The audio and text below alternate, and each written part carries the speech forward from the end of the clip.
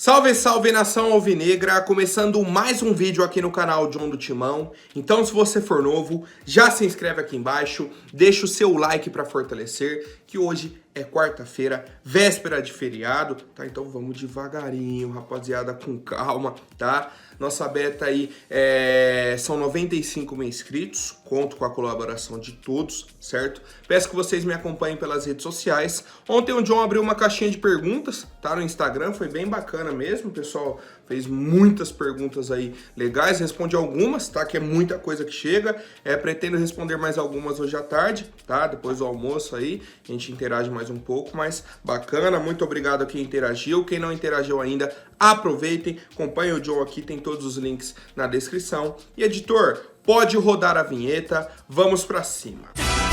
Salve o Corinthians!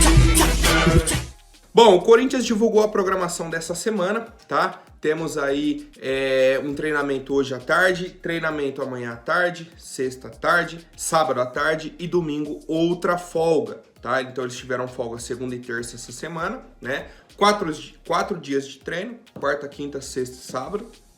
Folga no domingo. E aí, como o Corinthians entra em campo na quinta-feira, que é o jogo contra o Fortaleza pelo Brasileirão, a gente deve treinar segunda, terça e quarta e jogar na quinta, né, contra o Fortaleza. Então, dos 10 dias aí que tínhamos disponíveis, o Luxemburgo colocou 3 folgas para os atletas, tá? Eu até fiz uma brincadeira ontem, o pessoal ficou bravo, falou, então não pode mais ter folga.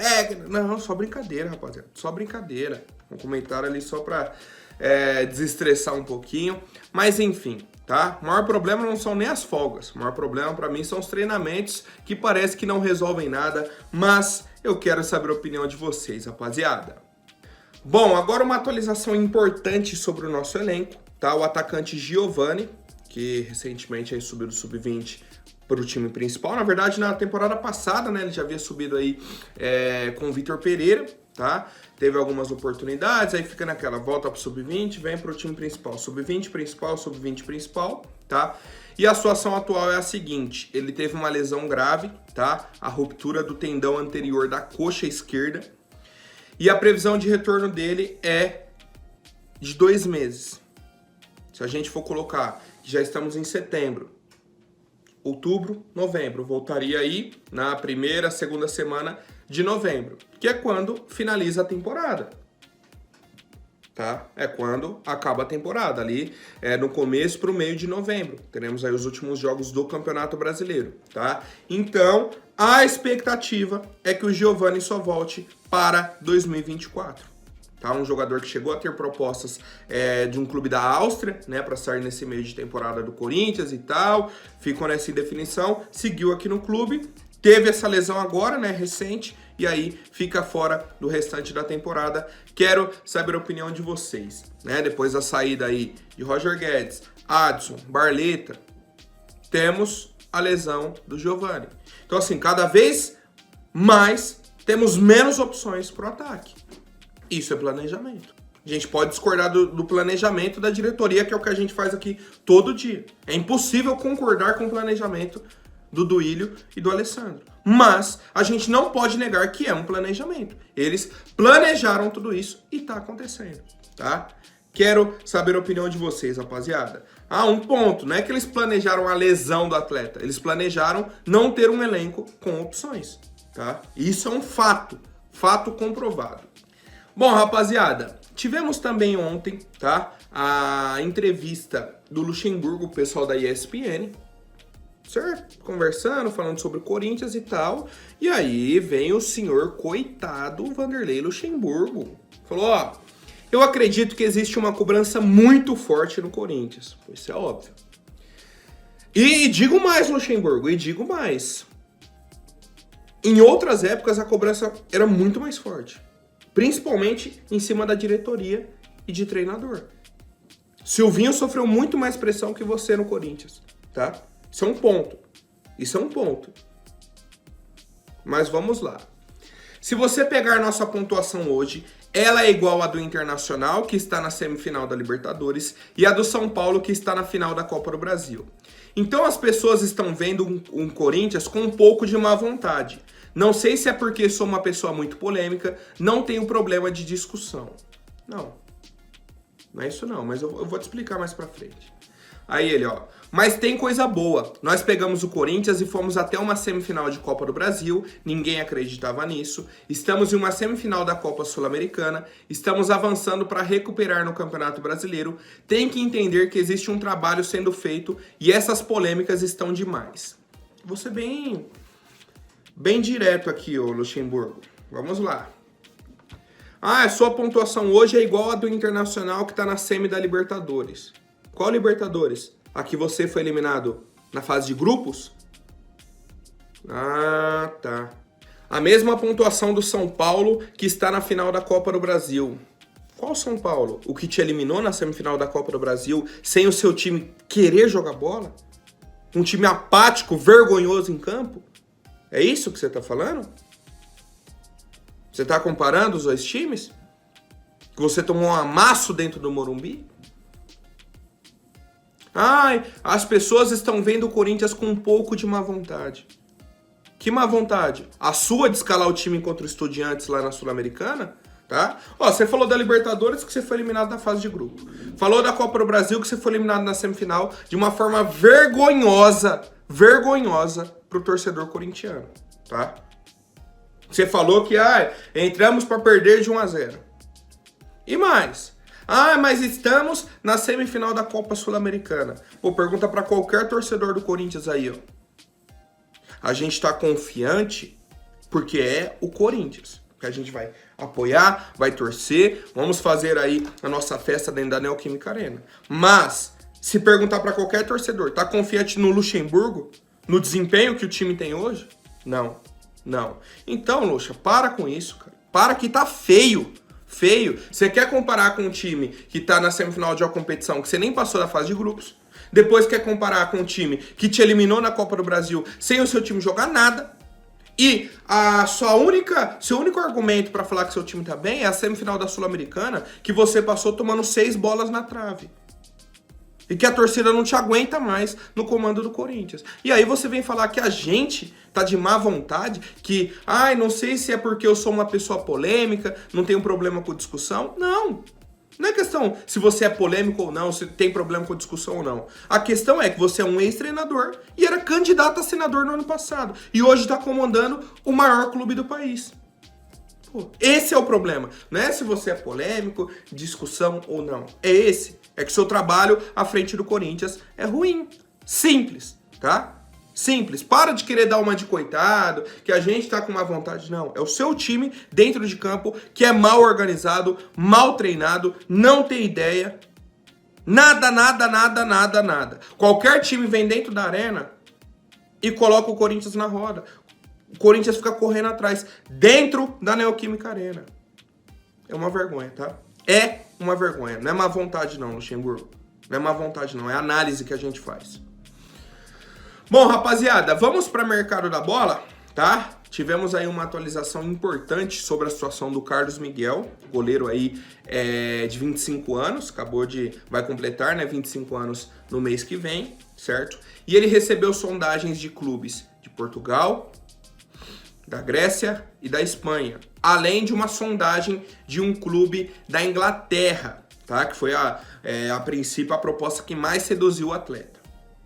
O Corinthians esteve ciente dessas sondagens, dessas conversas, tá? Então ficou o Carlos Miguel aí negociando com... O Carlos Miguel que eu falo, os representantes dele, né? Os empresários. Negociando com esses clubes para ver se chegava numa proposta bacana ou não. Mas, no fim das contas, o Carlos Miguel chegou nos empresários dele e falou, não quero sair do Corinthians. Nem ir para a Inglaterra, nada. Quero seguir aqui. Vejo que eu tenho capacidade de me tornar titular da equipe. Ainda mais que ele começou a receber algumas oportunidades, né? Na reta final da Libertadores, no jogo contra o Liverpool. Aí vem para o jogo contra o Universitário. E aí depois some de novo no radar. Um cara que vinha atuando bem, né? Foi bem nessas partidas. Mas enfim, tá? Temos essa briga, né? Essa briga por posição, no caso, entre Cássio e Carlos Miguel, dois jogadores extremamente qualificados. Comentei aqui sobre o momento de oscilação do Cássio ainda esse ano, tá? O Cássio oscilou. O Carlos Miguel merecia uma oportunidade como titular, só que o Cássio retomou as boas atuações, tá? Contra o Estudiantes foi muito bem, no jogo agora contra o Palmeiras. Então fica essa briga por posição. E é uma briga saudável. Se os dois estiverem bem, melhor pro Corinthians. Não, o Cássio... Não, melhor pro Corinthians, tá? E aí é um ponto. Nessa janela, o Carlos Miguel olhou e falou, ó, tenho a oportunidade de ser o titular aqui, não quero negociar, vou seguir no Corinthians. Mas, se passa mais uma janela, mais uma, o cara não tem oportunidade, uma hora ele vai falar, então beleza, então eu tô saindo, tá? Esse é o ponto. Na minha opinião, o Carlos Miguel poderia começar a ter mais oportunidades na equipe do Corinthians, mas eu quero saber a opinião de vocês, rapaziada.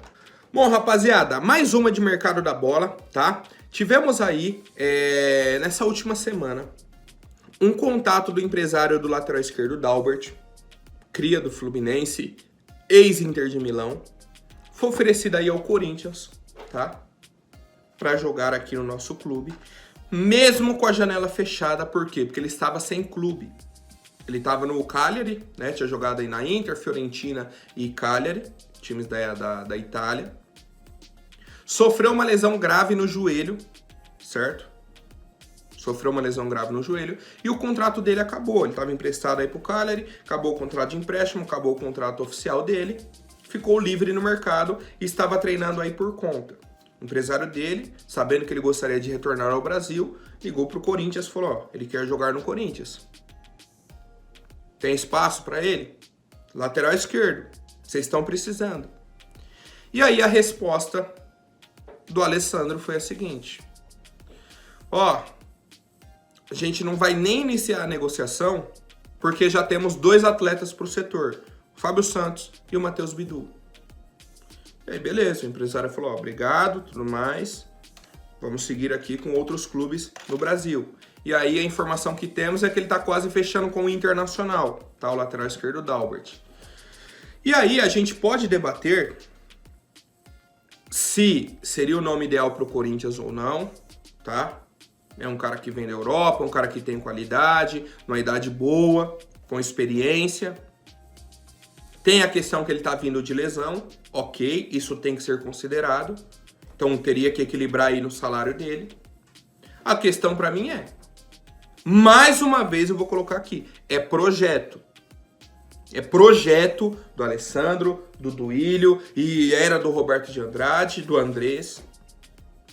Pô, o Alessandro terá cara de pau, a pachorra, de falar pro empresário, ó, não vou negociar com o lateral esquerdo porque eu já tenho o Fábio Santos e o Matheus Bidu. Pô, ele é assinar o atestado de que ele não quer o Corinthians brigando por título.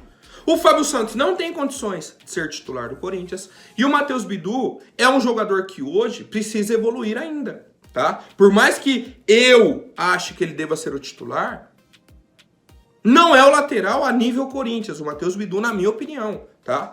Ele só não pode ser reserva do Fábio Santos. É o Fábio Santos que não aguenta mais, o Matheus Bidu precisa evoluir e a gente não tem um titular à altura do Corinthians. Simples. Seria o Dalbert? Talvez. Talvez. Mas se não for ele, tem que trazer um lateral esquerdo. O que a diretoria faz? O que o Alessandro chega pro empresário e fala? Não precisa não. Já temos aqui, ó, Fábio Santos e Matheus Bidu. Negócio resolvido. Pô, é brincadeira, né, rapaziada? É de uma palhaçada. É de uma palhaçada sem tamanho com o torcedor. É isso que eu falo pra vocês. É projeto. É planejamento deles. O planejamento deles é que o Corinthians não ganhe nada. Esse é o planejamento, cara. Pô, esse tipo de negociação do Alessandro é assinar esse atestado, tá? Seguimos com mais novidades, tá? De mercado da bola. Dessa vez a informação do Jorge Nicola, certo? De que 3 clubes do Brasil estão já negociando com o Bruno Henrique. Bruno Henrique é jogador do Flamengo, tem contrato até o fim do ano. O Flamengo ainda não renovou o contrato do atleta. E temos 3 clubes de olho. O Atlético Mineiro, o Grêmio e o Corinthians. Qual que é a questão que eu já falei, ó, há muito tempo? Pô, que eu tô achando? Na hora que o Flamengo ligar pro Bruno e falar, ó, passa aqui na salinha pra gente negociar, ele vai sentar e vai renovar o contrato, tá? Não acho que o Flamengo vai dispensar o Bruno Henrique de graça. Ainda mais depois das atuações dele. Em Copa do Brasil, agora em Brasileirão. São as competições que o Flamengo tá, né? Pô, bateram o Botafogo aí com um golaço do Bruno Henrique. Na Copa do Brasil, comendo a bola. É um jogador excepcional. E aí, criou-se essa discussão, né, entre os torcedores do Corinthians. Pô, vai trazer um jogador de 32 para 33 anos e tal, não sei o que, tal. Para mim, o principal ponto do Bruno Henrique é o salário. Se ele aceitar reduzir o salário, tem que trazer para ontem. Pode fechar com ele pro ano que vem. É um jogador muito acima da média no futebol brasileiro. A questão é, não dá para pagar mais de R$1 milhão num jogador igual o Bruno Henrique, com a idade de 33 anos e com o histórico de lesões que ele tem. É a mesma situação que a gente debate do Renato Augusto. Pô, Renato Augusto é craque da bola. É craque da bola. Só que você pode contar com ele em metade dos jogos na temporada. E aí? E conhecendo a diretoria que a gente conhece hoje, a gente sabe que eles vão contratar e falar, não, essa é a solução e tal.